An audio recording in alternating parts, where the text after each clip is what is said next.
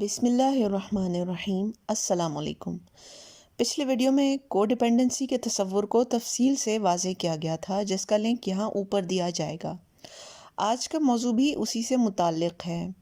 چونکہ کو ڈیپینڈنسی کا شکار افراد دوسروں کو خود پر ترجیح دیتے ہیں اور اپنے ذاتی حقوق کا خیال نہیں رکھ پاتے، اس لیے ان کو اس بات کی عادت ہوتی ہے کہ وہ لوگوں کو اپنے استحصال کی اجازت دیتے رہیں۔ ان کے ذہن میں اس بات کا تصور ہی نہیں ہوتا کہ ان کی اپنی ذات کہاں ختم ہوتی ہے اور دوسرے کی ذات کہاں شروع ہوتی ہے۔ وہ دوسرے کے غم اور خوشی کو اپنا غم اور اپنی خوشی بنا لیتے ہیں۔ وہ دوسرے کی ذمہ داری کو اپنا فرض سمجھ کر نبھاتے ہیں۔ وہ دوسرے کی ضرورت کو پورا کرنے کے لیے اپنی حاجت کو قربان کر دیتے ہیں۔ وہ دوسروں کو خوش کرنے کے لیے اپنے ذاتی وسائل، مثلاً اپنا وقت، توانائیاں، استعمال کی چیزیں وغیرہ کو دوسروں کو بلا اجازت دے دینے پر بھی کچھ غلط محسوس نہیں کرتے، حالانکہ یہ ان کا بنیادی حق ہے کہ ان کے ذاتی وسائل کو ان کی اجازت اور مرضی کے بغیر استعمال نہ کیا جائے۔ گویا ایک کو ڈیپینڈنسی کے شکار انسان کے ذہن میں اس بات کا تصور ہی نہیں ہوتا کہ اس کے اپنے کیا حقوق ہیں اور اس کی اپنی ذاتی حدود کیا ہیں، جن کو اخلاقی طور پر کوئی دوسرا پار نہیں کر سکتا، مگر وہ اپنی کمزوری کی وجہ سے دوسروں کو کھلی چھوٹ دے کر اپنی ان ذاتی حدود کو خود پامال کرواتا رہتا ہے۔ ظاہر ہے جب بندہ خود اپنی قدر آپ نہیں پہچانے گا تو دوسرے کیا خاک اس کی حدود کا احترام کریں گے۔ اپنی ذاتی حدود کی تعریف کیسے کی جائے، ان کو کیسے بیان کیا جائے؟ میرے خیال میں سب سے پہلے ان کا تعین نفسیاتی سطح پر ہوتا ہے، یعنی آپ کو اپنے ذہن میں ان کو سب سے پہلے واضح طور پر بیان کر کے اپنے آپ کے سامنے ان کا اقرار کرنا ہوگا۔ جب تک آپ سب سے پہلے خود ان کو تسلیم نہیں کریں گے، تب تک آپ کسی دوسرے سے بھی ان کو تسلیم نہیں کروا سکتے۔ پہلے خود اپنے حقوق کی پہچان کروائیں اپنے آپ کو، اس کے بعد لوگوں سے وہ حقوق منوائے جا سکتے ہیں۔ سب سے پہلے تو خود کو راضی کریں کہ وہ لوگ جو آپ کا استحصال کرتے رہتے ہیں ان کو اپنے حلقے سے نکالنا ہے، یا کم از کم ان سے دور رہنا ہے، کیونکہ وہ آپ کے لیے نقصان دہ ہیں، اور نہیں تو کم از کم آپ کی ذہنی صحت کو ضرور نقصان پہنچاتے ہیں، کیونکہ آپ ان سے اپنا حق منوا نہیں سکتے۔ اس کے باوجود بھی اگر آپ کو لوگوں سے تعلق جوڑے رکھنا ہو تو کچھ حدود کی پابندی ضرور کروائیں۔ سب سے پہلے تو لوگوں کو یہ باور کروائیں کہ آپ کو کس حد تک چھو سکتے ہیں۔ مثلاً اگر آپ کو یہ بات ناپسند ہے کہ آپ کا دوست یا آپ کی سہیلی آپ کو مذاق میں ہلکا سا بھی تھپڑ مارے، تو واضح لفظوں میں اس کا اظہار کریں اور اگلے بندے کو منع کریں۔ یہ حدود جب تک آپ خود نافذ نہیں کروائیں گے، تب تک آپ کوفت کا شکار رہیں گے اور آپ کے اس رشتے میں تناؤ رہے گا۔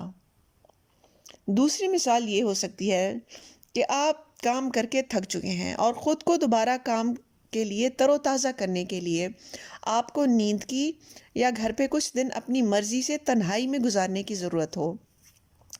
اس معاملے میں بھی آپ اپنے دوستوں اور رشتہ داروں کو انکار کر سکتے ہیں اگر وہ آپ کا وقت مانگیں یا آپ سے ملنا چاہیں۔ اس میں شرمندگی محسوس کرنے کی کوئی بات نہیں۔ آپ کی اپنی جان کا بھی آپ پر حق ہے۔ تیسری مثال یہ ہو سکتی ہے کہ آپ لوگوں کو اس بات کا پابند بنا دیں کہ آپ کے کمرے میں آنے سے پہلے دستک دے کر اجازت لے لیا کریں، کیونکہ آپ اس بات کو پسند نہیں کرتے کہ کوئی آپ کی خلوت میں دخل اندازی کرے۔ مشترکہ خاندانی نظام میں اس حد کو قائم کرنا لازمی ہے۔ چوتھی مثال یہ ہو سکتی ہے کہ آپ لوگوں پر صاف طور پر واضح کر دیں کہ کوئی بھی آپ کی اجازت کے بغیر آپ کی گاڑی استعمال نہیں کرے گا۔ پانچویں مثال یہ ہو سکتی ہے کہ آپ اپنے ہمسایوں کو اپنے برتن استعمال کرنے دیں، لیکن ساتھ ہی ان پر واضح کر دیں کہ اگلے دن تک ان کی واپسی ضرور ہو۔ چھٹی مثال یہ ہو سکتی ہے کہ جب آپ دکان پر خریداری کرنے جائیں تو دکاندار سے بقایا پیسے واپس لینے کے بعد وہیں کھڑے کھڑے اپنے بقایا پیسے گن لیں، تاکہ یہ اطمینان کر لیں کہ پیسے پورے ہیں یا نہیں۔ اس کا مطلب یہ نہیں ہوتا کہ آپ کو دکاندار پر اعتماد نہیں ہے یا آپ اس کی بے عزتی کر رہے ہیں، بلکہ اس کا مطلب صرف یہ ہے کہ آپ اپنا حق ادا کر رہے ہیں۔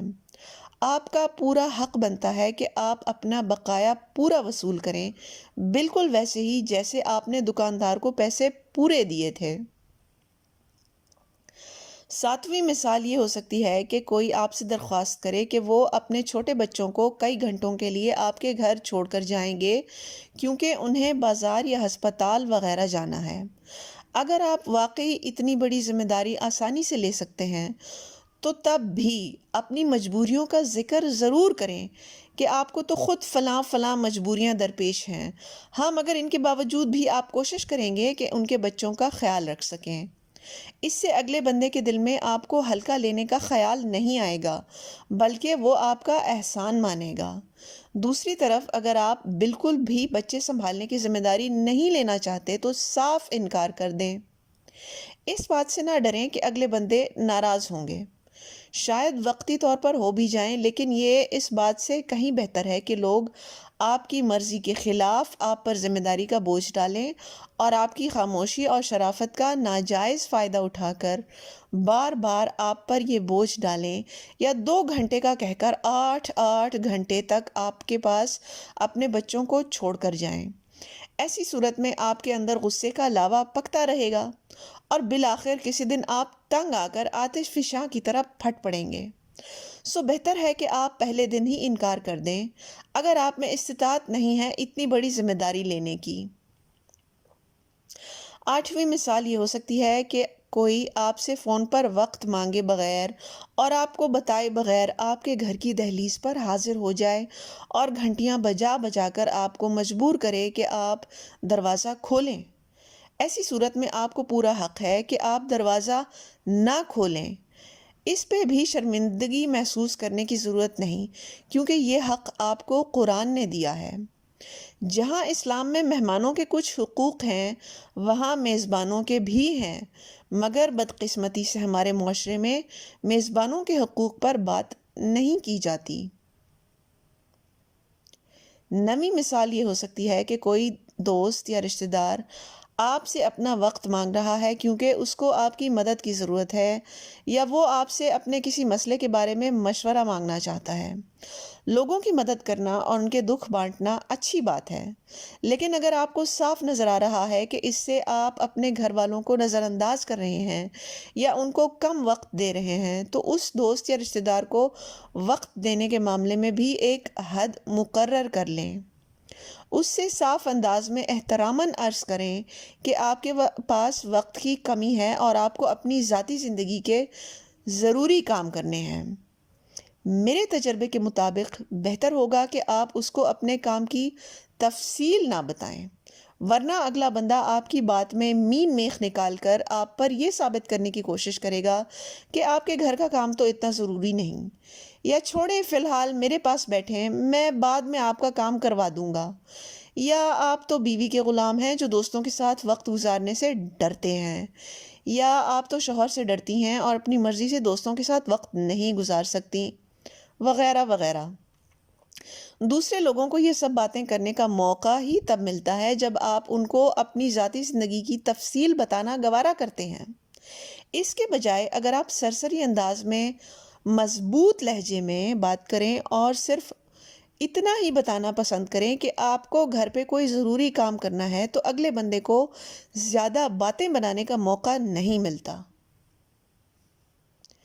اس کی 10ویں مثال یہ ہو سکتی ہے کہ آپ کے دفتر میں آپ سے کوئی درخواست کرے کہ آپ اس کے حصے کا بھی تھوڑا کام کر دیں۔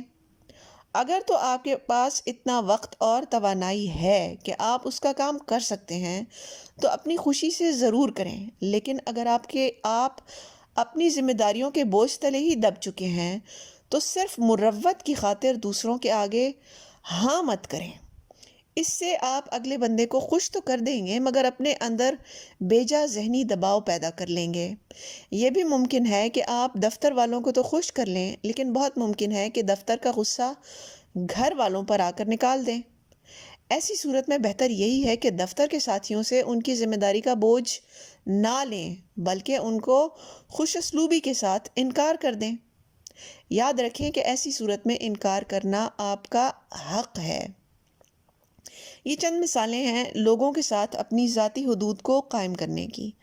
ذہنی طور پر پختہ اور مہذب لوگوں کی یہی نشانی ہے کہ وہ نہ صرف اپنی حدود کی حفاظت کر کے ان کو لاگو کرواتے ہیں بلکہ دوسروں کی حدود کا بھی احترام کرتے ہیں اور دوسروں کی زندگیوں میں دخل اندازی نہیں کرتے۔ امید ہے کہ آج کی ویڈیو سے آپ کی معلومات اور خود آگاہی میں اضافہ ہوا ہوگا۔ آپ کی توجہ کا شکریہ۔